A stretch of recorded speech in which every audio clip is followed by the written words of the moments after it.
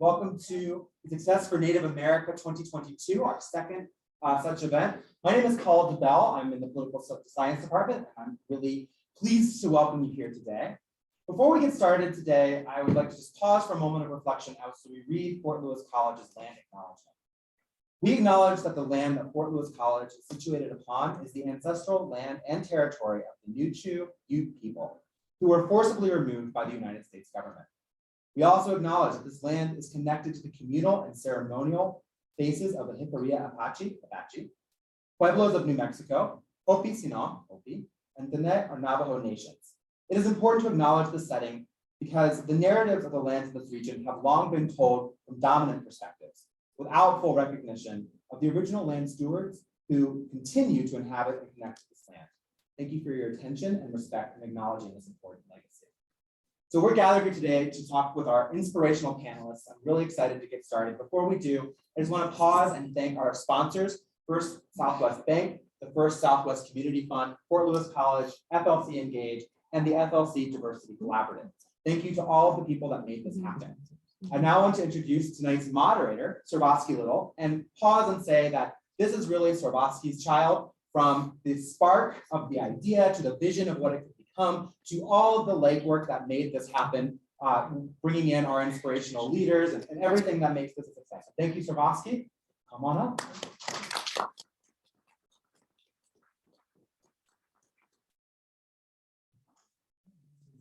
Can you hear me? Yes. All right.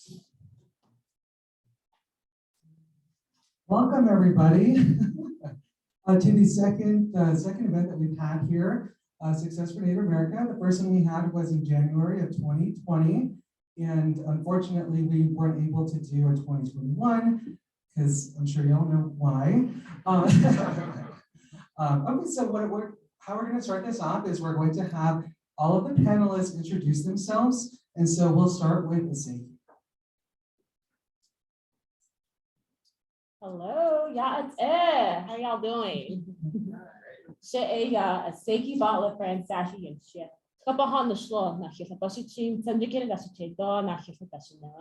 I'm from the Water Edge people, born for the African American people. My maternal grandfather's clan is the Cliff Dwelling people.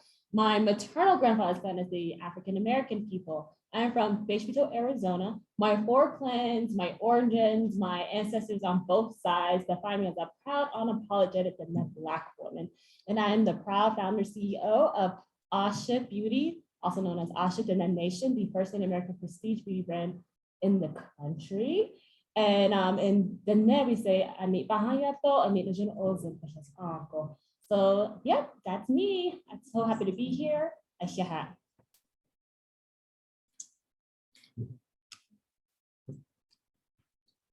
Yeah, feel free to pick the mics up. I don't know if they're on again, but I want to just check them as well. Okay, it's on. My name is Dominic Martinez. I'm from Guadalupe, Arizona, and I'm a member of the Pasco Yaqui tribe. I'm also a member of the LGBT community. So yeah, I co-own and operate the Leland House Suites of Durango here in downtown Durango with my partner and his mom. And yeah, it's just a family business. And we also operate Lola's Place just 2 doors down. It's an event and food space. Gat a shabet I mean Schlido Kizchi Bashchin here Ani the Shichedo and Lasheda Shanala. A Sina Shadow AI Akidilena Dashna. What I in kitchen down as Silone. My name is Professor Karma Kla. I am an assistant professor here at Fort Lewis College. I teach strategic management and business ethics. And yeah, I'm also very happy to be here to join you, and thank you so much for joining us today. Good afternoon, everyone. Joshua Allison Burbank in Asia. Uganishne kis ani bashichin 200 dashiche kis ani dashno akut ego deneto kis ani histinishne. Just introduce myself, the Navajo. I'm originally from Tehachapi, New Mexico. Raised there. My dad is Acoma Pueblo, so when I say Kisani, it's referencing Acoma Pueblo, which is near the Rio Grande River. I'm joining you as an assistant scientist from the Johns Hopkins Bloomberg School of Public Health. That's my main hat that I wear. And I work mostly in the area of psychiatric epidemiology, and I'm working with a mental health team that's doing COVID-19 mitigation across the Navajo Nation, White Mountain Apache tribe. I'm also a speech language pathologist. I've trained at the University of Kansas, go Jayhawks. We have a big game tonight, and it's very exciting. But trained there as a speech language pathologist and as a developmental scientist. And so you can find me being a speech language pathologist one day and being in public health. But mostly what I'm passionate about is being a father and thinking about all the different influences that impact Native parenting. So I'll talk tonight probably more about my role as a researcher, but also the therapy group that I started called Rainbow Farms Therapy Group. Thank you for having me. Good afternoon, everyone. Yat HA, Kiana Clay Kini Inishia, Ashihan Nishle, Kanaka Mayoli, Brushes Chin, Tutsali Dashiche, Kanaka, Dashanale, Sahotsola, Danasha, Abut Ego, it's on the Neto Kanaka Nishle. Hello, everyone. My name is Kiana Clay Kini, and I am Navajo as well. My maternal clans are the Salt People Clan and the Big Water Clan. And then my paternal side is Hawaiian, which is what Kanaka Maoli is. And this is how I introduce myself as Adina and Kanaka. And so like Josh, I also work in public health as well. And he and I are actually pretty close colleagues. I currently work as an epidemiologist for the Utah portion of the Navajo Nation for San Juan County. And I also lead a team of 12 scientists for the state of New Mexico with the OSHA Bureau. And we have been working in COVID response for almost 2 years now. And then like Josh as well, I also wear many hats. I also co-run a nonprofit called Collective Medicine, and I hope to talk a little bit more about that tonight as well. We do a lot of work in water and land sovereignty. And I'm also a parent as well and very passionate about it. I'm excited about this event. I am a Fort Lewis College alumni, and it was a really interesting experience for me when I was a student here. And I felt like at the time, there was not a lot of mentorship opportunities that I could pursue. And so I feel like it is my responsibility to be able to fill this role of mentorship for other youth. And so I'm glad to be here. Thank you. Thank you all for introducing yourselves. All right, let's start with the first question, and then we'll start from this side with Isiki, and then we'll go down that way. And then for the question after that, we'll just do reverse, and Kiana can start that one off. The first question is, when and how did you decide what you wanted to do? Oh, I love this question. I guess I was created to do this. I say that proudly because at a very young age, I knew my purpose was bigger than just being here. My purpose is truly to help our people. And as I was navigating through life, I had to figure out what that was. So going to school and everything, I found out that my bigger purpose is not to be a doctor in the hospital, was to be a doctor in beauty. And I just want to make people feel good about themselves. Being the founder CEO of Ashik Beauty, and the name Ashik means this is me, this is mine. When the world, we all can relate to beauty. And that's something that really connects us together. I like to say we unite the world through the power of beauty. Business is so much bigger than just, profits and all the cool stuff that comes with it, the success of it all.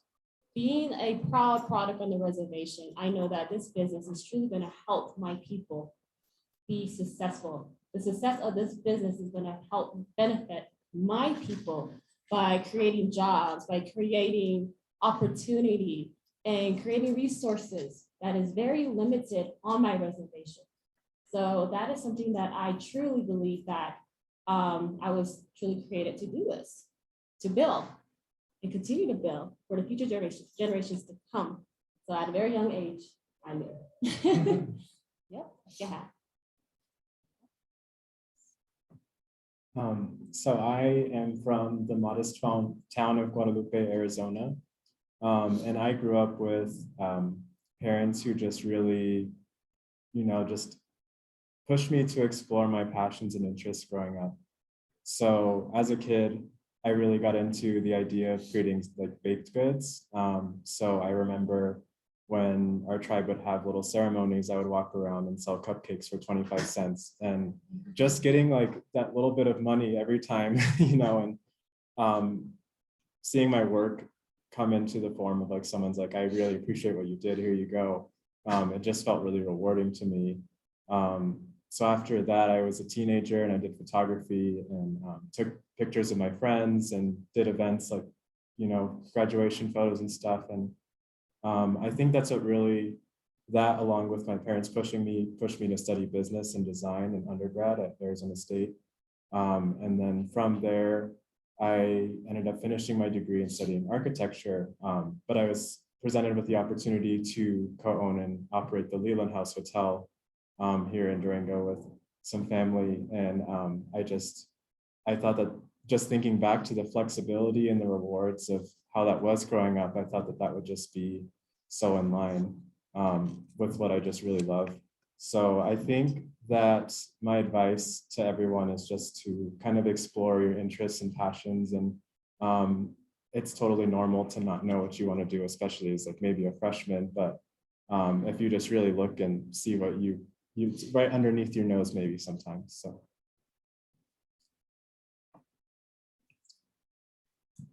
For me, I guess it wasn't an instant knowing. I guess when I looked at this question, I'm like, well, it's like all of life.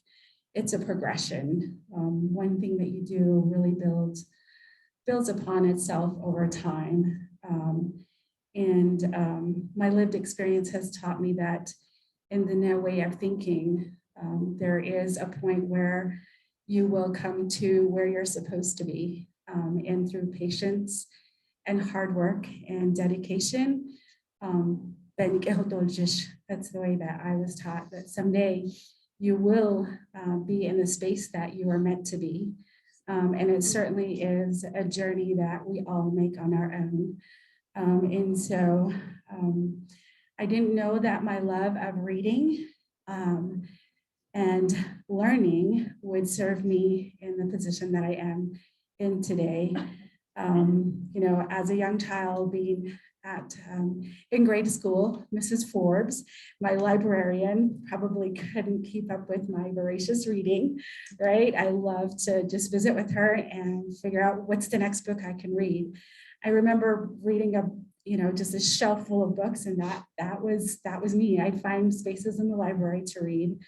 And then going forward, being in the area that I grew up in the summertime, there was no library. So the bookmobile bus was my favorite.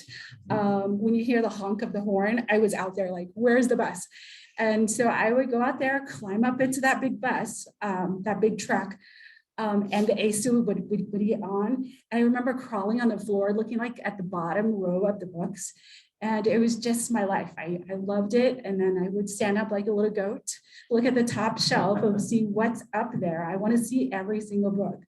And just leaving that bookmobile bus after an hour, it would stay the whole hour with a whole armful of books. And my mom would be like, what are you going to do with all those books? Now she knows. But just that progression of this love for reading and that life experience.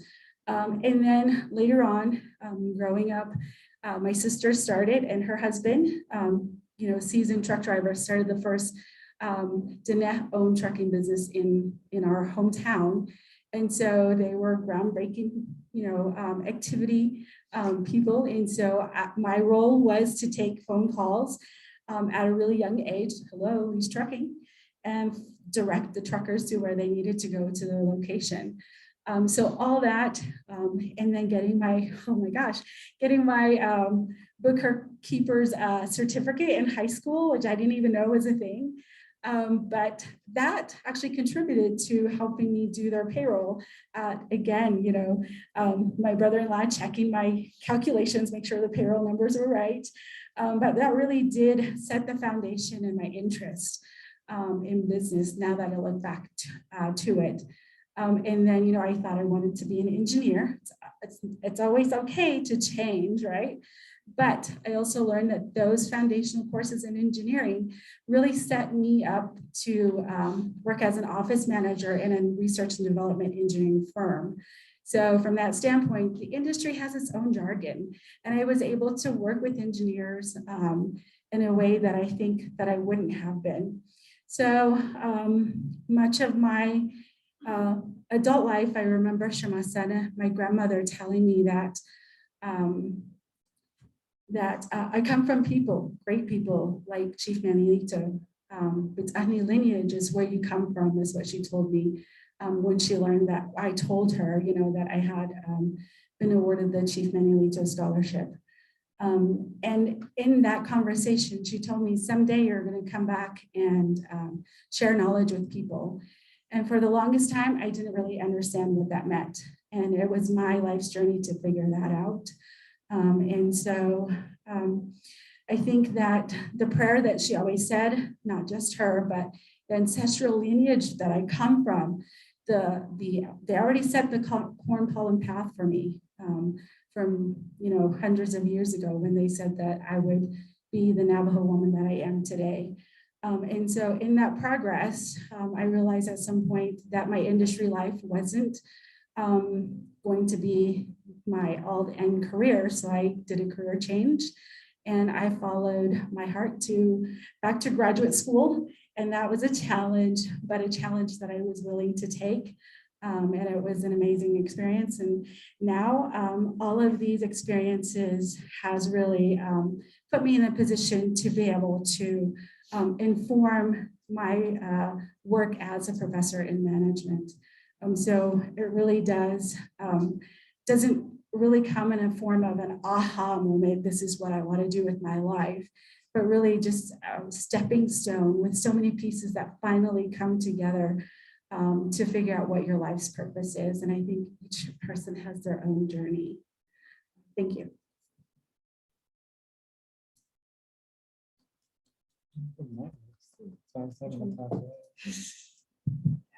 There it goes. That sounds simple. Yeah, this is a fun one for me because I think back to being out on the res and being a 12, 13-year-old boy and making this discovery of what do I want to do. And that's the summer between my freshman and sophomore year of my of high school. I learned about the field of speech language pathology, a profession where it's an allied health position where someone serves across the lifespan people with developmental disabilities or communication challenges. And I was first drawn to the fact that people can be born with birth defects that impact their face. And then I made connections to people around me of having relatives and friends that had either cleft palates or microtia in the ear. So I got really drawn to craniofacial anomalies. And so when I learned about the field of speech language pathology, I set my heart on that. That's what I wanted to do. And I eventually became a speech language pathologist, but it was a long journey. And if there's a way to do something hard or a way to do it wrong, that's how I did it. So it took me 7 years to finish undergrad, a couple of detours and a lot of learning from mistakes, a lot of trial and error like we all do. But again, my experience is unique because I feel like I found every possible way to do it wrong. But it helped me to get to where I'm at now as a developmental scientist working at a prestigious university where I get to be an investigator, I get to be a clinician, and I also get to do it the way I want. And so what's really exciting now about research and clinical practice on the Navajo Nation is that it's all Diné now. We have an entire internal review board where we can conduct research. We have investigators who are Navajo, we have project coordinators who are Navajo, and we have community advisory board members who are Navajo. So we're at a point now where we've been so hesitant to do research or to explore topics that are controversial or are tough to talk about. But now that it's all internal, we can do that. And so I feel like it's a very exciting time for research and academia to move in that direction. The other part I'm very excited about, and this goes back to why I picked this field, was again, mistakes. I learned about how developmental trajectory, child's growth, parenting practices, how that impacts the young child growing up. And so I'm a pediatric speech language pathologist. I don't like adults. Adults make me nervous. But children, though, I feel like they're the most moldable. And I think that aligns a lot with Indigenous beliefs of we can teach them, we can help them to relearn things, we can understand how trauma is directly impacting their growth, and we can do something about it. If we do that with multiple kids in a community, we can really impact community change. So that's what drew me into public health. I stayed a speech language pathologist. I still work with the Navajo Nation's Growing in Beauty program and serve children birth to 3 with developmental disabilities. But my passion is upstream. I want to figure out what's causing chronic health conditions, what's contributing to a high rate of developmental disabilities, but also what's impacting that young child's living space, their journey. Is it parents? Is it grandparents? Is it trauma? Is it substance abuse? And how can we change that? How do we do that in a good way? And again, it comes back to those traditional teachings that we have as Indigenous people about balance and harmony and learning from mistakes, but also community. And that's, I feel like, where my role as a speech language pathologist working directly with young children has evolved over time to where I can work directly with communities to bring about change. And so just kind of a quick overview, summary of timeline of my journey. But it all started just being a res kid on the Navajo Nation who was told about a field, and I pursued it. Yeah, it took some time, but it happened. I do use this. So I'm actually still pretty early career. I ended up finishing grad school in 2020, and I graduated public health. So you can imagine how my last 2 years have been. But still, even so, figuring out my place in this field and in this world is constantly transforming. The more that I learn about myself and how the world operates. I originally had come to Fort Lewis as a non-traditional student as well. Right out of high school, I actually tried going to college, and the story was interest people, but I realized right away that college was not for me at that time. And so I think that's a really important message here for other students, is that, you know, there's not really a linear path. I know in American culture, there's this path that people take and instill in their kids that, you know, they have to go to high school and they go right to college, and then they do an internship, and then, you know, then they have their career and they're set. That did not happen for me at all. I had tried going to a community college, and I actually failed. I literally failed sociology and photography, but I figured out that it wasn't for me at that time, and I took some time off, and that really allowed me to learn more about myself and, you know, what I wanted to contribute in this world.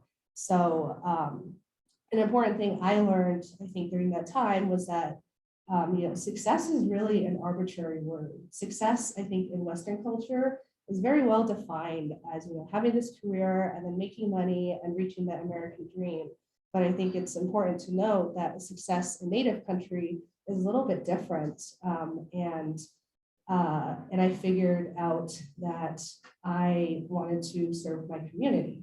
And so I ended up going back. I came here to Fort Lewis, and I originally wanted to become a doctor, a medical doctor, and was taking a public health degree as a prerequisite, and just ended up falling in love with it. You know, a lot of people really don't have that aha, but I feel like, honestly, it was my first introduction to public health class that really turned me on to this field, and I knew this is where I wanted to be. And in my calling really to serve my community, it just felt like where a lot of the big and impactful changes happen. And so instead of going pre-med, I ended up finishing my degree in public health. And then I did some research in behavioral and environmental sciences at the Johns Hopkins Bloomberg School of Public Health, and then went on to get my master's there. And, you know, it does seem a little bit more secure that you have your eyes set on a career path when you've been lost for so long. But sadly, public health is such an expansive field. There are just so many avenues to go within there, which is why I actually have 3 jobs right now. And so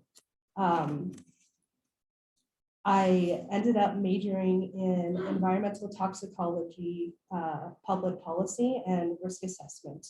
And I feel like my decision to go the environmental health realm was really informed when I retrospectively look back at my childhood. So I grew up on the reservation as well. And I realized soon during my studies on just how much environmental justice issues were just intertwined into so many of the disparities that we face in our community. And so I wanted to be able to merge these 2 worlds of environmental science and then like the tenets of our culture as well to decrease the disparities and to advocate for land back and to advocate for water rights and stricter regulations as well. And so, yeah, and that's how I ended up here. But I became an epidemiologist actually purely to serve my community. I majored, like I said, in environmental health, but when COVID hit, I saw that there was a need, and by extension of having a public health degree from Johns Hopkins, I am very well trained in epidemiology, and so I decided to help out and serve in that way as well. And I feel like the nonprofit that I talked about, though, is a little bit for me. That's my passion project of where I feel like I want to meld all of these experiences and education that I have, and be able to make a real difference in our community. All right, the next question is, what advice would you give your younger self when you attended college or university? Let me drink a little bit of water before Okay. that. Water break. So I think the foremost advice I would give to myself when I was younger and people on my same path right now is that there is not a linear path. And like I said, we have instilled this so much in our culture, and people who don't follow this specific pathway, are seen as failures. And I was a non-traditional student, like I said, and I went to a community college, and I'm still here today. I think that lived experience is really, really important. And I think it can be just as important too as education as well. And so I think that's what I would tell myself then. But I also think that it is really, really important to also seek out mentorship. Like the people like us here, we're all really receptive to being a resource, a mentor, or even an advocate or a champion for students and youth here. And yeah, that's what I would tell myself in the past. I started talking earlier about kind of my pathway and the little detours I had, detours that influenced my passion and my work that I do now. But if I could go back to, I started college when I was 17, and if I could go back and tell that 17-year-old, I would first explain to them what GPA meant. That's what I would do, and like what goes into that. Also what budgeting, what that means too. Like all these life skills that you don't always get when you come from not just Indigenous community, but marginalized communities. And so those life skills, sometimes we figure it out, and it's okay in most cases, but that's sometimes what I often go back to. It's like, would that have made a difference? I think it would have. Maybe I would have graduated sooner, but it wouldn't make me it helped make me who I am today, of being able to look at the broader picture when it comes to parenting, when it comes to what impacts our Indigenous families, but also what it comes down to really, what it comes down to when developing a business or developing some type of project, of how do you really make a difference in the community. And so I go back to, again, that 17-year-old trying to figure out life, trying to get through these detours, but also trying to process those intergenerational effects that I carried with me as well, the stuff that my parents, my grandparents went through. And so I think about those years of college, those 7 years of undergrad, 7 years of undergrad, being like a roller coaster, constant turns and dips and dives and figuring out, oh, that's what Mom was talking about, what Che was talking about with these traditional teachings. But also, like, I was warned about certain things, about substance abuse and about toxic masculinity, these things that I know impacted me and still impact me in many ways. And so I think about those early years and how I was trying to figure it out. Then I also look at who helped me get back on that corn pollen path, or who helped me get back on this journey towards becoming a speech language pathologist and eventually a business owner. It was the mentorship, finding other people that had their own roller coasters, but knew you were going on a path where it was gonna be challenging. So I think back to my mentor, who was also a speech language pathologist and also Dene, who sat me down and said, here's what you need to do, here's where you need to go. And it was that little push that made me get excited about graduate school, about finally finishing undergrad. But it was also a connection there that I was craving for at a large university. I went to the University of New Mexico. There's a lot of natives there, but apparently I couldn't find them because I was trying to make connections. But I found this mentor, and that was very impactful on me getting ready to go to graduate school and try to make things right in my undergraduate career so I could be competitive. When I was doing that, though, I had an awakening. I realized that all this stuff I was pushing away, my identity, my language, teachings, but those were actually the strongest pieces of medicine that was going to help me get through these challenges and get me to where I'm at now. Now I'm older, I'm more mature, I lean into those more. But when I was a young college student, I didn't, and I avoided them. And I now look back and think about like what was getting in the way. But it was, again, age, it was maturity, it was also just not having the mentorship and guidance that I have now. And so I'm telling that 17-year-old now to believe in yourself, to believe in the teachings that your parents or grandparents told you, but also to have that confidence and to be able to step into the space, and it's going to be okay. And just a couple breaths and find that right person, that mentor, and things will be okay.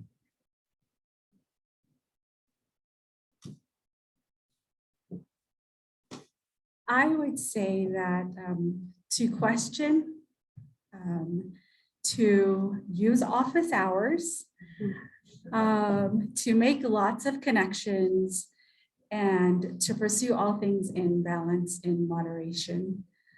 To question, I start out my courses with the question for my students, what does it mean to learn? I think it's an individual, introspective answer that they have to search for themselves. And I think I really was thinking about my own grandfather's Chiche when I was thinking of that question, because a lot of our teachings would come, around the fireplace in the wintertime when my grandparents would talk about stories, and there was never really an answer to any of their teachings. It was on us to figure out what the answer was for us. And so in that process, taking responsibility for your learning, I think is a key aspect of Navajo thought, learning and understanding and teaching that rests within you. And it's a basic tenet, just like it's up to you. And my mother would say that, and that just means that if you really mean it, if you really have that desire and passion for something, you're going to be there day and night, following and pursuing and doing the hard work.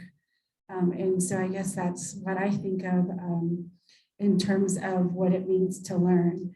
And in that, you're also practicing that self-respect, And so it's related then to that act of autonomy towards becoming a better version of yourself. You're not really competing with anyone else but yourself from yesterday, or maybe an hour earlier when you might have had an encounter and have had learned something in that process and that dynamic and interaction with someone else. Office hours, when you help yourself, people that you go to ask for help will definitely help you in return, because they know you have that desire. And if you're willing to, with your professors or with your managers, with your mentors, if you go to them and ask them questions, even if you don't have a question, if you just kind of show up and ask them, hey, can you tell me this about yourself? You know, that's the way to get the conversation going. And in that process, then you begin to figure out what are the questions that I need to ask. Because yeah, that can be a barrier and maybe an obstacle in saying, well, I don't know what to say to my professor or my manager. You go in there and ask him, like, what is it like to do your job? You know, or what's your daily life like as a professor, as a manager? And as soon as that conversation begins, then the questions develop. So in that way, I would say, you know, go to people that will set aside time for you to have that one-on-one session. It doesn't always happen within the fuller classrooms, but if you take time out of your own time to go visit them, they're going to give you your time, their time as well. And it's really about building that relationship. I tell I teach a senior level class, so I tell them, you know, if you come to me at the end of the semester and you have not talked to me in my office hours, it's going to be really difficult for me to write a strong letter of reference if you ask me for one. So come visit me, come talk to me, tell me a little bit about yourself, and then I'd be happy to write a great reference for you. So in that same manner, building relationships and making connections. Again, there are a lot of people that will extend their help. A lot of times I've been hesitant to reach out to those people who have extended and offered to help me, just because I feel like I'm impinging on their time. But if they've offered, they really do mean it. So please do follow up with people that offer their help. And they wouldn't do so unless they were really willing to offer, willing to help you. And then again, balance and moderation, all things. There is a time for fun, there is a time for work. And I just remember this from my Che, my grandpa, being, you know, this little tyke following behind him with his shovel and, you know, walking down lines of his farmland, planting seeds. And the rest of the time we're out in water, you know, playing in the river. But he said, there's a time to do work, grandkids. And so that was the time that he would tell me stories too. The reason, the purpose for what we did, the cornstalk philosophy of growing up. And I think that realization later on was the Western philosophy is more of a top down. So bringing those two together really does form a balance for me in a way that allows me to exist in both spaces. I know that's a little bit hard sometimes, especially in the world of business, and how that impacts our communities in every aspect of our lives. So that would be it's advice to myself. Thank you. So the advice I would give to my younger self, aside from showing up to class, is to make sure to surround yourself with the people that you really like and, you know, uplift you, and just kind of people that you can kind of ride with and grow with. I think the saying is like you become the average of the 5 people you spend the most time with. So just really thinking about your circles and having someone in your corner who can support you when you need it, I think is just so huge for especially going to college where it's all new. I know for me, like going to ASU, it's one of the largest public universities. So kind of navigating that and all the people, and I think some colleges even have, or just places in general, like acclimating from maybe reservation or from different cultures, like trying to figure out and navigate the Western world a little bit can be interesting. Just trying to figure out how the rules work and structures work, and especially in business school, like the lingo and resumes and all these different things. So just kind of like leaning on people and not being afraid to ask for help is really helpful. And I would say just go for it and try things, and don't be afraid to fail, because you just have to keep trying and failing and trying and failing. And that's the only way you're going to learn more about yourself and what you want out of life. So I think just looking at every experience as a good experience, even if it didn't turn out the way you wanted it to, is just so key.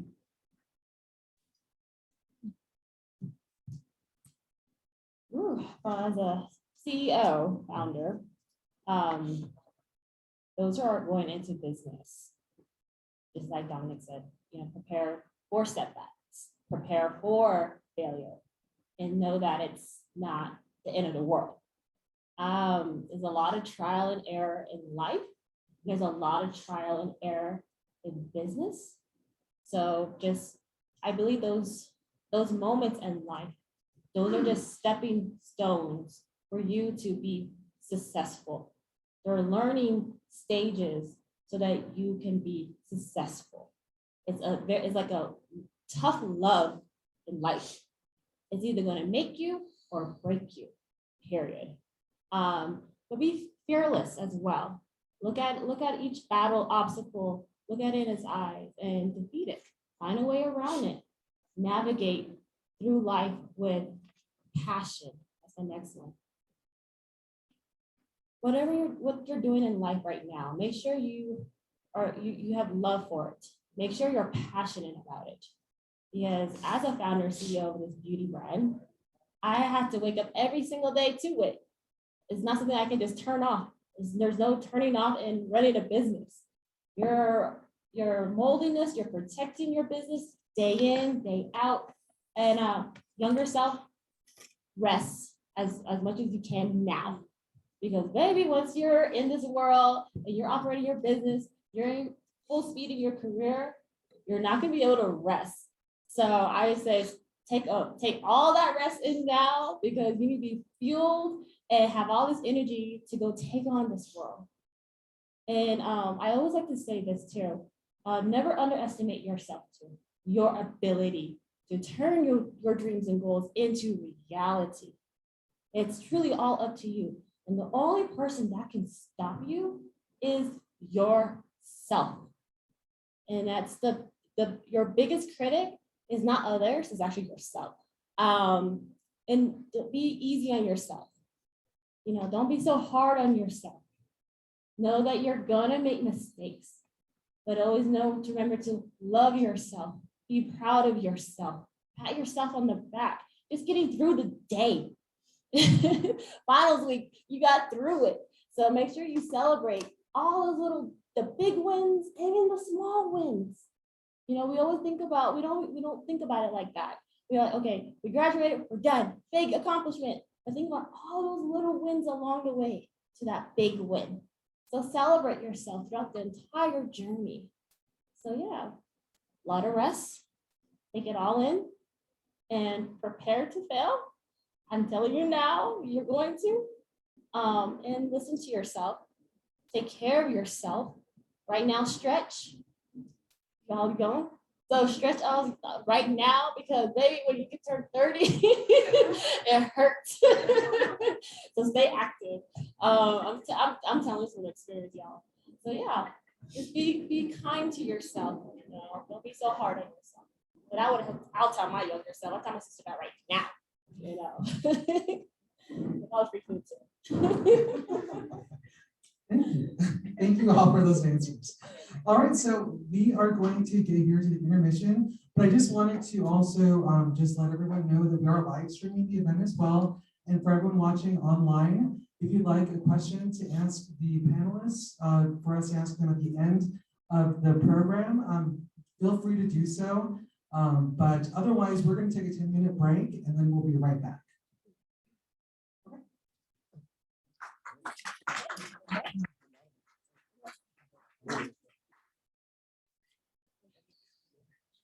Yeah, y'all see. Baseball, they're gonna help you all the time.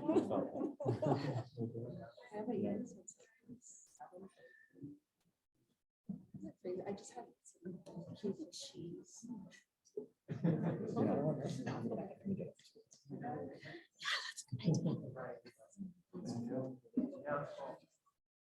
Oh my gosh, I have to follow maintenance after this.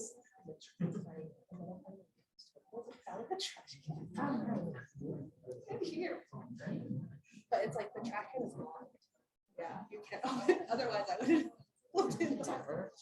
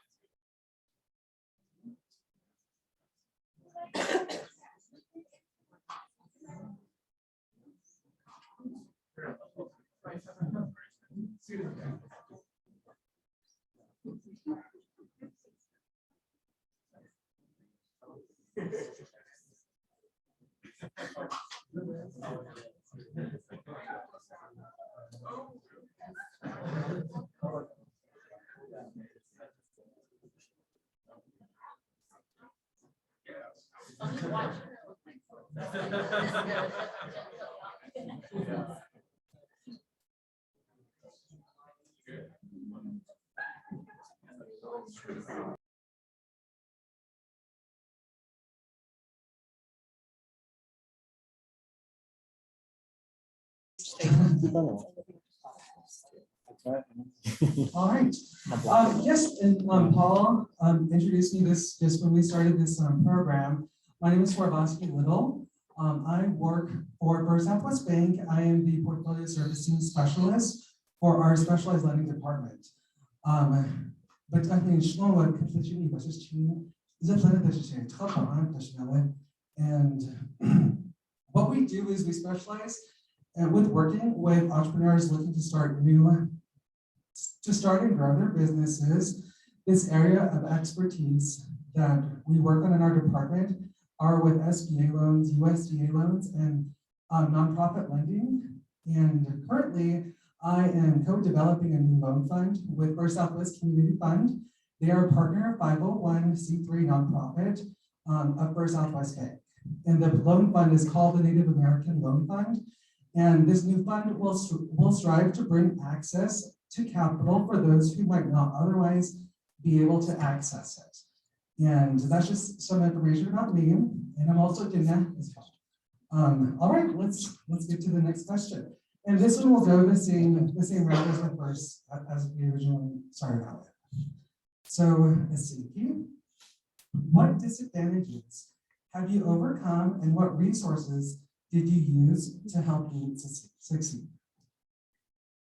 Being a proud res kid, we obviously have limited resources. So that's a huge disadvantage for all of us on our reservation. And many reservations across Native nations is, the lack of resources growing up. However, how I overcame all those is our Dominic way of life, our teachings that were instilled in us. And as a woman, being a young woman at that time, a long time ago, my kinota has prepared me for those disadvantages and obstacles in life. Those 4 days during my womanhood ceremony, I was molded. I was pretty much all the women in my family prayed and lectured me and helped me get on this route to be the woman I am today. So even though we had the lack of resources, I knew that, before us, our ancestors didn't have none of them.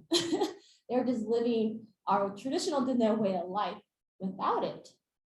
And as we're moving forward in this modern world, my goal right now is to help rebuild our economy. A lot of people think that we never had it because it's not as modern as what the world sees it. We always had an economy, I like to always say. I'm just here to help rebuild it. And how is by inspiring others to build businesses and show the power of businesses and how we can all grow. When one business is a ripple effect, when one business thrives, it helps create a positive chain reaction for all the businesses to thrive. So all it starts with one to multiply to two. You already know what happens after that. Besides the lack of resources, being in a very rural area, just take those negatives and turn to positives. And always try to find a solution. If you can't find a solution, create the solution. So that's how I overcame disadvantages on the reservation, and just always being able, that whole go by sun theory, get the feather, come back, get your education, come back. You do that, just that, all right? So yeah, don't let disadvantages and everything on the res stop you, create that bridge and pave the way, keep opening up these doors for, not for yourself, but always for the next generations to come.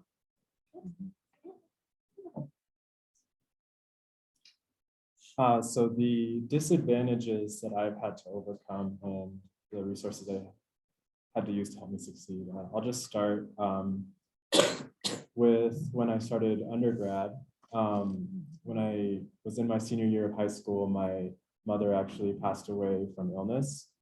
So I was really at a pivotal point in my life where I had to make some decisions and make wise life choices and just kind of figure out what I was going to do with the next steps after such a traumatic event. So being that I got a full ride to ASU, I had a decision to go or to not go and just kind of, figure out, like, I was just having this like existential life crisis basically.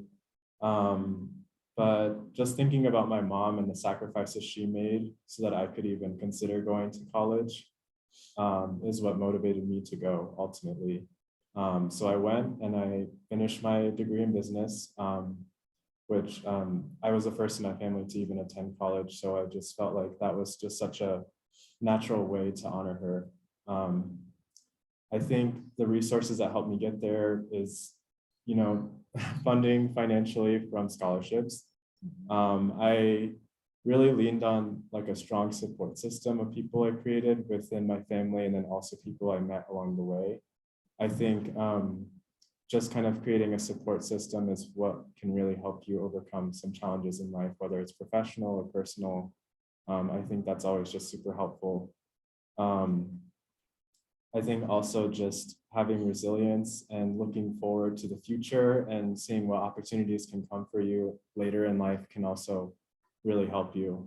So I think resilience, support from your network, and trying to find ways to bridge the gap to where you want to be are all things that can help.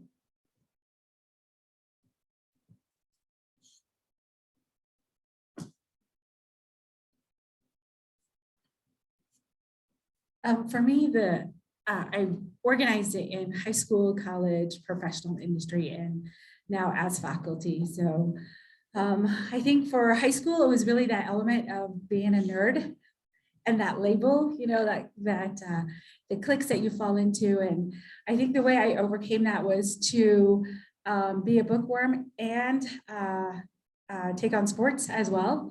So I had the opportunity to be a basketball, volleyball, cross country, and National Honor Society. So I think I found friends in those spaces. And that's really all this is about, having relationships, having that network of people, right?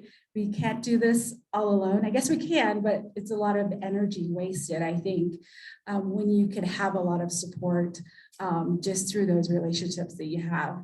And I was kind of remembering back then, thinking about my sporting events when I would go on, and lack of money, and I had, we had a family as a team. Sometimes one person had more money one trip, and then sometimes I had more money on another trip. So it's kind of back and forth who had, the resources at the time. And just building those relationships on those really long bus rides, because for us, our competitions was in Salt Lake City, Utah. So it's about an 8-hour bus ride for all of us, but we supported one another. And we, for education, I applied for scholarships. I also participated in different programs where there were opportunities to make money based on grades. So I participated in programs where I was paid for getting good grades, which I did really well at. And then I also did summer programs where I used the money to buy clothes for school, and so that was the way that I overcame some of those challenges. And then getting into college, failing courses, as failure is a huge learning aspect in a lot of ways. And it was just at a disadvantage going to a large university, coming from a school on a nation, and a place where a lot of times you're not quite prepared for the large university courses. To overcome, I studied and studied and studied and studied. I love the library because that's where I spent a lot of time. I remember, waking up I had a 7 o'clock class, and then taking a nap in the library, like at 2:00 p.m., and then studying until midnight. And that's what it took for me to succeed in my chem classes, in my math classes, in my English classes. But certainly I also relied on my roommate, who was an English major. So I asked her to read my papers. I went to the writing center. I did a lot of things to help myself before I actually got it to the professor. And so this professor was like well known to never give any A's, and I got an A. So, you do the work, and so one of the other things that I guess I was thinking about was when I did fail and could not keep my scholarships, I went to work, took a break, said, okay, I need to refocus. And in that process, learned about employee benefits of reimbursements for education. And that's how I finished my degree, supporting myself through that process. And then in terms of graduate school, I think the toughest part was having a family, 3 kids, trying to do graduate work. But again, it is people who are willing to be there. So when I was on the job market, I had a professor who was willing to babysit my kids while I was gone out of town. So that was pretty amazing. So it's just all coming back to people in your network of individuals that you can rely on. Fear is also interesting because I think it can be an obstacle, but it also can be a motivator, right? In a variety of ways. But for me, I realized after a time that fear was an obstacle for delaying too many decisions that I should have made earlier. But then I remember that then your time will come, for where you need to be. So I was patient, and I allowed myself to walk boldly into places that were pretty scary. But I did okay, and I'm here. And so, to overcome the fear, I was finally at a point where I was willing to make mistakes, willing to fail, because again, that's really where there are opportunities for growth. And in terms of people, again, it was in industry, it was white males that were in position of power who sponsored me to get into the positions that I did. They saw potential in me, they believed in me, they supported me. And it was just because I was in spaces where I was the only Native. And I tell the story to my class that the first Academy of Management that I went to, where there's 12 to 15,000 attendees, I'm in Philadelphia, Pennsylvania, and I'm the only Native, and I freak out for about 30 seconds. And I'm like, girl, you've been here before. What are you doing?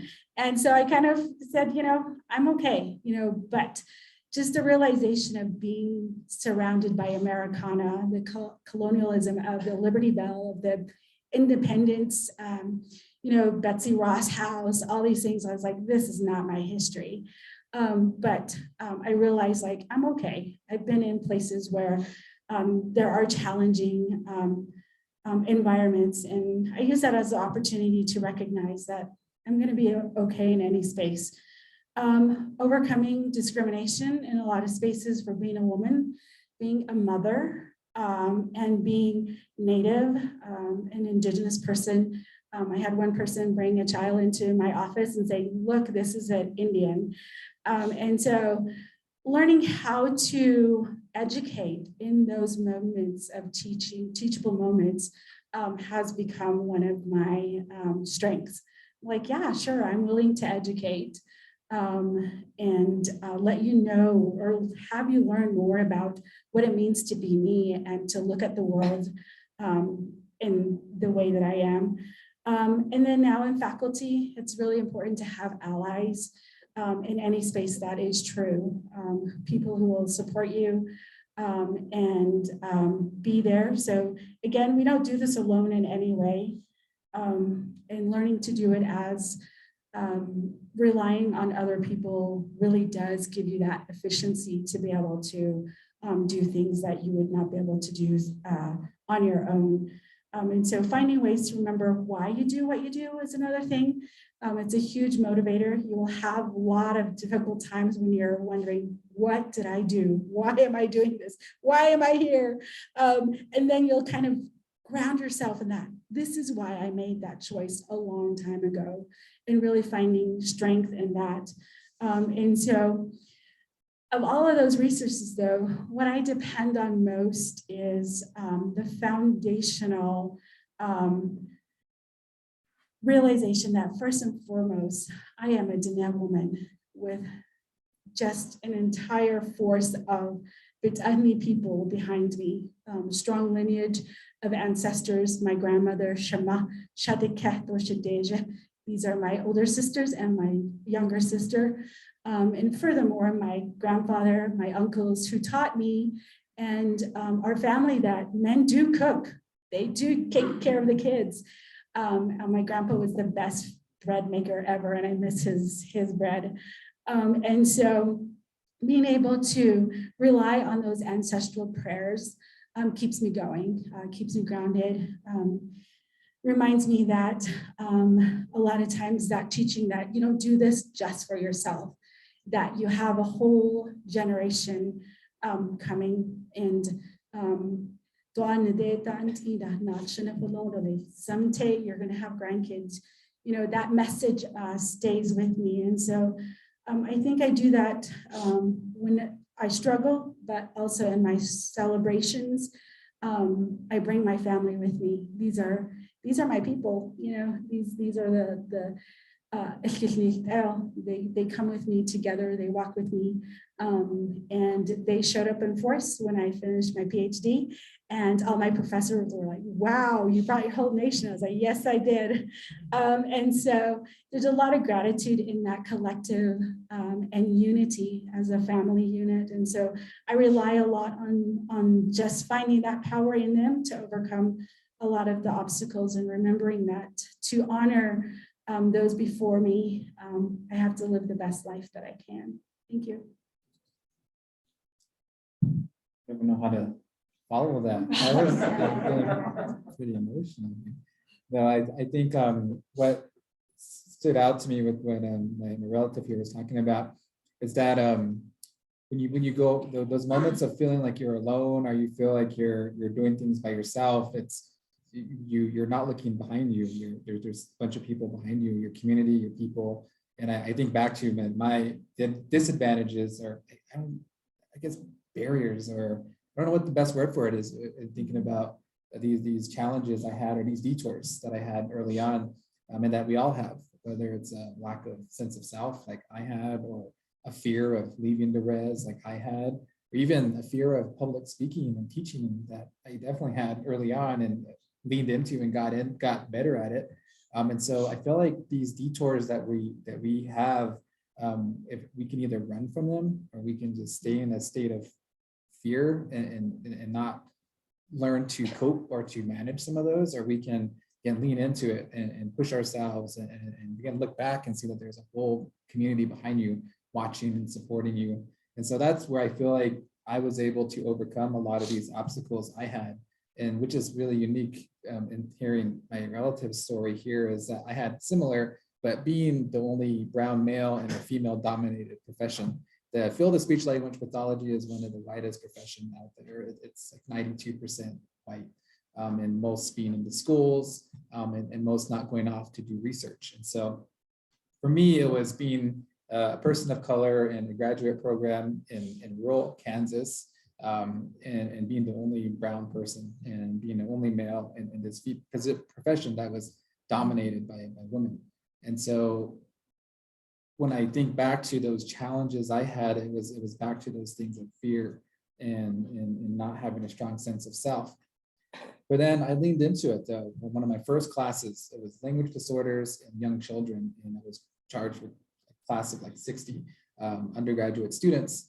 And I had to think about, like, when was I the best teacher and when was I not? And it was when I was prepared and when I took time to practice and I prayed in my traditional way, that where I was the most successful, where I was able to get through class, I was able to teach a semester successfully, and it just got better. And I realized that I had all these tools already with me, and I could just go back to that. And so these teachings that we have, and when we're young, we don't always listen, or we were listening, but we're not absorbing it.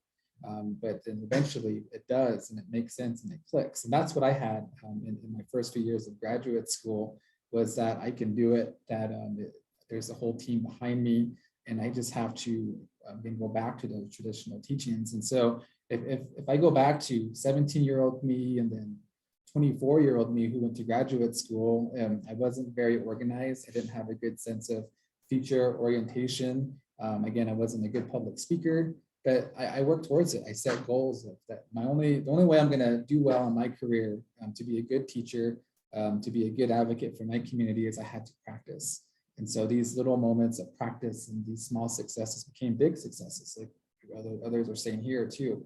And so now when I think back to my early years of school, when I was saying I can't do this, or I don't belong here, I started asking myself, can I do this? Can I make this happen? To getting to a point now where I did it, and I can keep doing it, and I do belong here. And so you reach those milestones, and that's just part of growth and age and maturity. But it's also leaning into that discomfort where you get to those points where you can say, yes, I belong here. Yes, I can do this. And so now I'm sitting here as an invited speaker, and I get invited to talks across the nation now. And it's like this boy from Tehachapi who took 7 years to finish graduate school and had an extreme fear of public speaking can now do it. And I think that just goes to show that there's other stories like this of overcoming and doing well and success. So that's my story.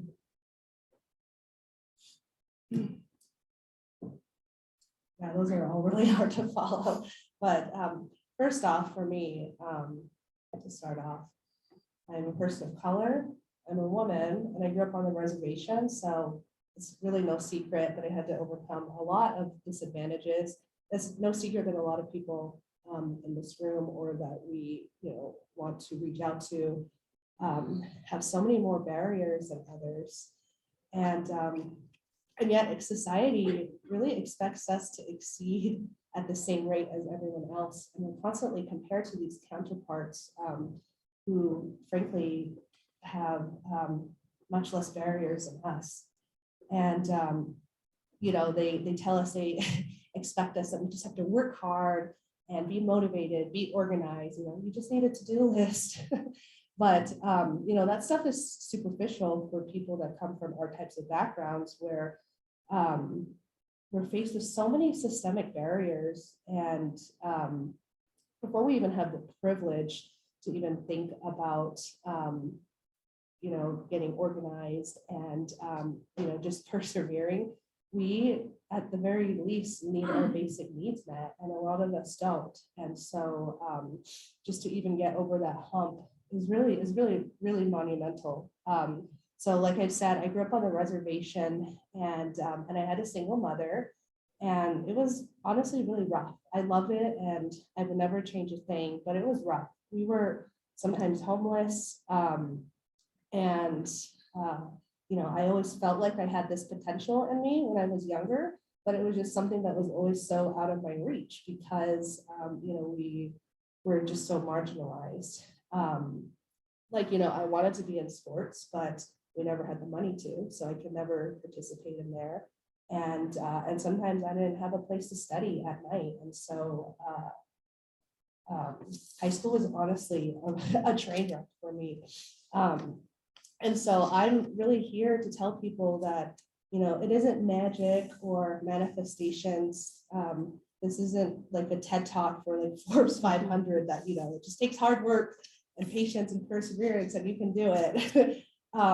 You know, those are all part of the picture, of course, but for people that come from communities like ours, it also means of getting support, of getting through those barriers. And so one of the foremost things you have to do is figure out what those barriers are and find support, because, you know, like even we're out here for everybody. And maybe it might be, you know, finding mentorship, finding childcare, going to therapy, or even finding financial support, even maybe a pep talk about imposter syndrome, which, you know, I think we've all kind of talked about here today too. Yeah, and I, you know, grew up with a lot of barriers that I've overcome as well. And I'm not here to tell people that, you know, if I could do it, then so could you. I'm just here to reiterate that just to remember that success is not really a destination. And as Aseki said too, it's really important to know that if room doesn't exist for you, which it often doesn't for people like us at all, then you have to forge one, which was, I feel like we all have kind of went on that path here, like Aseki's business and Josh's therapy program, which we have not talked about yet, Rainbow Farms, and then my group, Collective Medicine. When I had graduated grad school, you know, I was so bright-eyed and I had all of these goals on wanting to tackle environmental justice issues and then change policy, both tribally and federally as well. And room for me just didn't exist. I tried everywhere. You know, I used all my networks and connections and nothing existed.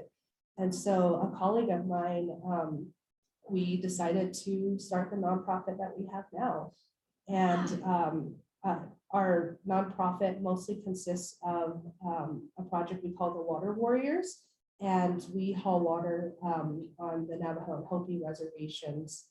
And we are actually the only operation of its kind that exists at our capacity on the Navajo Nation. And as we saw the really, really deeply systemic need for this, we decided to become a nonprofit and applied for 501c3 and are slowly figuring out our way in this world. But we had soon realized that too, that is definitely important is to just make room for yourself. And I feel like that's important, especially in Native communities as well. Well, we're such victims of land theft and genocide, and it really puts us at this disadvantage that we're talking about here of just like, you know, going to college and supporting your family. Sorry, I'm getting really passionate now. But long story short, definitely figure out what your basic needs are, figure out how to get support for it, and yeah, come join the rest of us. Thank you all for your answers. Okay, so the last question that we have, and did you want to start this one, Kiana? Or we can also have it safely started if you're ready for it. Oh, I can. Oh, Yeah, great. I feel like my answer is pretty short on this one. Okay. You know, let me answer. Let me ask the question. Oh, Okay, the question is, what gives you hope about the future of our communities? So I really feel hopeful about the future of our community, at least from the Navajo Nation. And I think it's mostly because of the youth. It's been so enlightening just to see how youth are engaging at such younger levels now, both like in political and social movements, and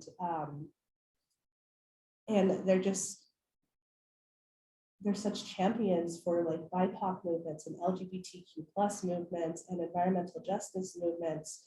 And I feel like right now, our generations, like I said, we still have barriers, but I feel like they've been given a lot more tools than generations before ever had. And, mostly thanks to the internet as well too. And yeah, I feel really hopeful about it all. And I want to be here as a support as well for those who continue to engage. And I just have to say that, there are a lot of barriers to overcome, but, if you're really passionate and true to yourself and true to your calling, the rest will come.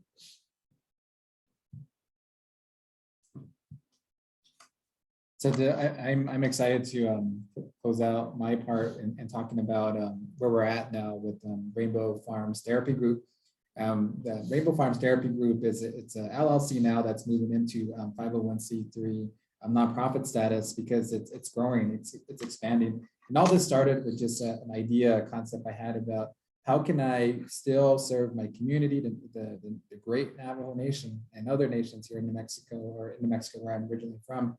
How can I serve them where we're providing evidence-based developmental supports, but also focusing on communal mastery and cultural and language revitalization efforts as well, not just for students, children with developmental disabilities, but also students who are at risk for developmental disabilities, which is a good percentage of Native youth. And so Rainbow Farms Therapy Group is a combination of food sovereignty efforts, language revitalization efforts, and an effort to address the need for Part B and C IDEA, special education services on the Navajo Nation and other parts of other tribal communities in New Mexico. And so all this started with how can I, again, meet the immediate needs of my community, but also how can I contribute to research and how can I contribute to teaching? And so it's possible. And the only way I'm able to do this is because of other like-minded people. And so to answer this question, what gives you hope about the future of our communities? It's that we are at a point now as Indigenous communities where we have Native teachers, we have Native lawyers, Native physicians, Native landowners, Native business owners, and now we can speak in our own sectors, our own spaces, and be leaders and drive change. And so my hope in this small sector of speech language pathology and academia that I can bring change and motivate others. And so I feel like hope and resilience is going to be a major theme in this as we think about us being that momentum or that system or that agent of change for other people. And so I'm just excited to be at an all Native panel and talking about the future of Indigenous communities and thinking about how business in that concept of development and community engagement of what that looks like at different levels. And so my hope is that my story and my experiences gives other people hope.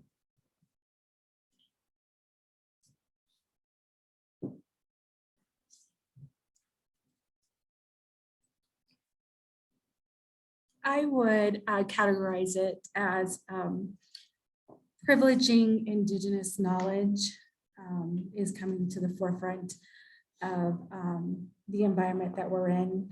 And there's a resurgence in revitalization of Indigenous ways of knowing and existence and access to a variety of media outlets and formats to be able to draw, to store, to archive a lot of our knowledge, although that is a double-edged sword in some ways. And then our youth today, just the amazing passion and motivation that they have. So to me, there was some point where I realized that education is not a Western invention, that I sat at the fire of knowledge with my grandmother, telling me a lot of stories and teaching me what it meant to exist as a Diné person, a Diné woman in this world. And grounded in learning and education, grounded in relationship, in reciprocity, in interconnectedness, in existing in balance in all of the universe, the cosmos, and the extension of just how they would talk about just the smallness of who we are as humans. For Fort Lewis, that really has come to bear in a lot of ways, I think, with the administrative support of Indigenous knowledge, where we've made a lot of progress, I would say, in a really short amount of time, including with the new revision of the land acknowledgement, which we started with today. That was a committee that I was on in doing that emotional heart work, and really bringing to light that this is native land. We have been here. This is. I look at the back, the Beneta, one of our sacred mountains back there, quite a bit, and just take on the energy for me to continue to do the work that I do. So it makes a world of difference to be in a space such as this. And so in many ways, it gives our campus an advantage in terms of diversity and innovation, where all of the students are exposed to in different way of viewing the world. And a lot of it comes through their colleagues, their classmates, their professors, a variety of spaces throughout campus, leading that to students using Indigenous thought, methodology, ideologies in their college courses, adding to that conversation of different worldviews in their classrooms, where they use their lived experiences and expertise about their world to inform the rest of campus, really about what it means to live Indigenous. Social media then is a powerful platform to create unique content. I love it when my daughters teach me new things, when they show me TikToks of young Indigenous people out there sharing, like just with being unapologetic of being who they are as Indigenous people is so powerful. And I think that's just amazing. And it inspires me and it invigorates me to do the work that I do. And then, as much as older generations might say, we suffered no internet access. I walked to school uphill and downhill, both ways. It was snowing too. So, but in that respect, they just have such a motivation to address social issues, social justice, and find ways to bring equity minded thought into the classroom. And in my classroom, it's through corporate social responsibility. And in those discussions, they're pretty passionate about being movers and shakers and reinventing activism and democracy in what they feel like is justice in our world now. And questioning the idea of the ingrained brutal dog-eat-dog world of corporations. And I asked them, does it have to be that way, or can we take a different approach? And at some point, we question the role of companies in our society. What's corporation society? Do they even have any, role in the treatment of the environment? And so I find it hopeful that they do think that there should be some responsibility, that the stakeholders should include Mother Earth, Yamana Hassan, as part of the equation of what it means to be socially responsible.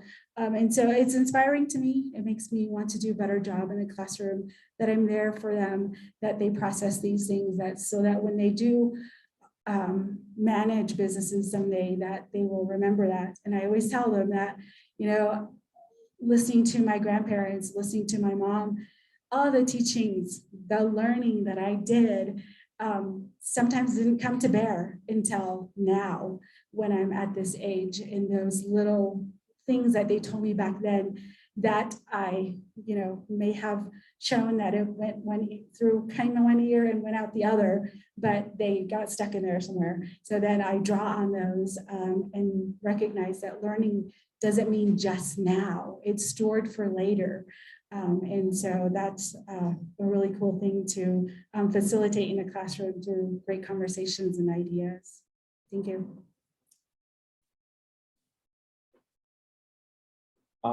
What makes me hopeful about the future of communities is just, even in this room tonight, hearing everyone's responses and what all the work that everyone's doing just really makes me feel like just like not alone, and this force of people that are trying to work towards a better future and mentor others. But I'm also just noticing this change of having a platform here. So thank you for that, to kind of talk and have a voice and make space. And I'm just finding that many Indigenous people, LGBT people, just lots of people in various cultures or spaces that were seen as different from the mold of the US Western culture are kind of making space and venturing out into different places, and we're kind of being trailblazers and making a path for others to follow. And there are lots of rocks and bushes that you can run into when you're forming a new trail, but just being able to make that trail just can kind of make you feel good, like you're doing something to help others behind you. I think our generations now are healing from the intergenerational traumas that our culture has faced just from all of the history and trauma of the country. So I'm just really happy to see that change and that healing and these conversations happening. And also just in our own business, my own business, I would love to make a space at the cafe at Lola's Place, 2 doors down from the hotel. There's a coffee shop and outdoor space and food trucks, and just feel free to come anytime to study or, hang out, have a business meeting. We definitely want to make it a safe space for anyone to come to. And we host the Four Corners Alliance for Diversity events there the first Friday. I don't know when our next one, we're doing the Pride kickoff in June. So we definitely want to make a space there if you want to get away from campus and come to downtown. So.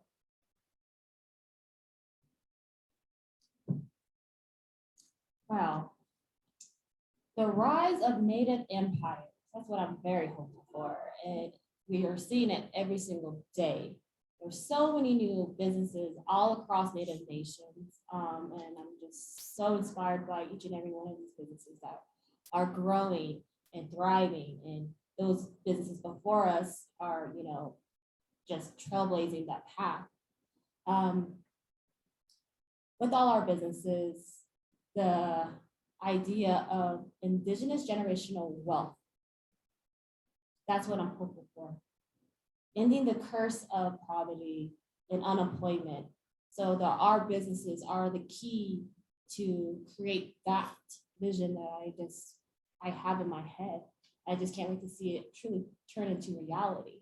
It is slowly but surely, it's happening, but I'm very hopeful with the power of technology and how we can run our businesses on and off the reservation, being able to see businesses thrive off the reservation and right here on our reservations as well.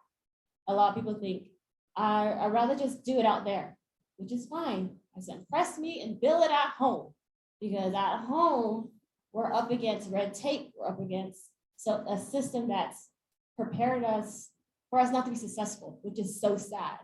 But with the power of our businesses and strong leadership and the power of our youth with all that energy, we are looking that system in the eye, and we are creating a powerful force, not for ourselves, but for our future generations to come. So as the Native boss faith, the official Native boss faith, I'm just very hopeful to see our businesses grow. And with that, we're truly going to rebuild our economy all throughout Native nations. And once we get to that point, oh my God, we're unstoppable. And that's what I'm really looking for. And I hope I get to see it within this lifetime because we had a long way to go, but it's gonna happen. And to our youth, continue to be unapologetic about yourself, be proud of who you are, and to remember to continue to balance our traditional way of life in this modern world that we live in.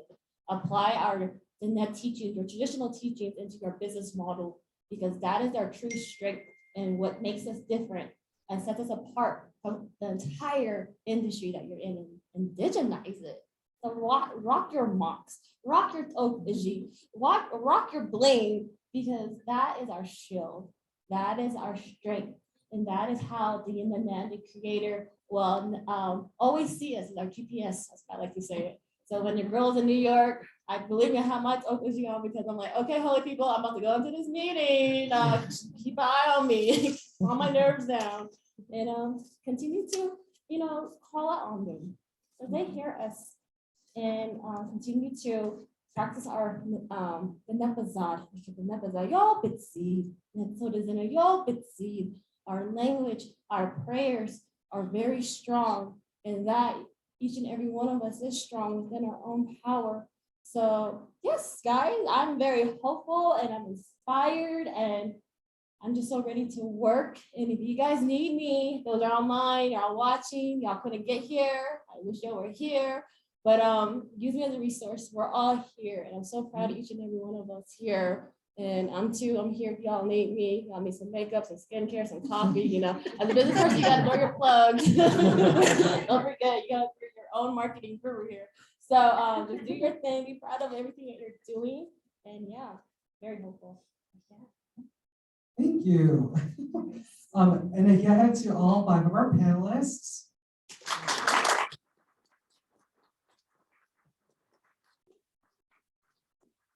Yeah, I just wanted to kind of touch on how this whole program came about. And it was a discussion I was having with Paul 2 years ago. And one of the things that we were asking about for Native America was, what does success look like for Native America? And who are these people? Who are these successful Indigenous leaders? And so that's where we came about, like, the whole concept of this whole program. And when I went to college, we didn't have a resource like this. We didn't have someone to speak to us who had knowledge about, like, how to become more professional, or how to sort of like go about like obstacles in your life, or things to expect when you're going down these roads. And so I just really want to thank you guys so much for coming out. And if anyone has any questions, I don't know, Paul, did anyone have any questions online? Does anyone have any questions here in the audience that they would like to ask the panel? Oh, yeah. First of all, I want to give a standing ovation. I had because it takes a lot to do this auto-ethnographic journey. And the question which what of this, which can be shared with students? Yes, this whole program has been recorded on Facebook Live and also on Zoom. The last I talked to Paul, he said there was about 40 people online watching and listening. But yes, there will be a version of this online. Yes. All right. Well, thank you all so much for coming. And yes, and just one more applause for our panel.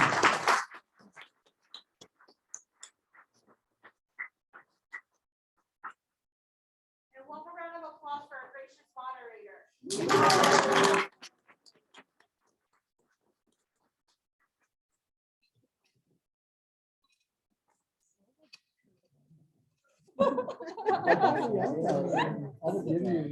I know, if you're present for driving all this.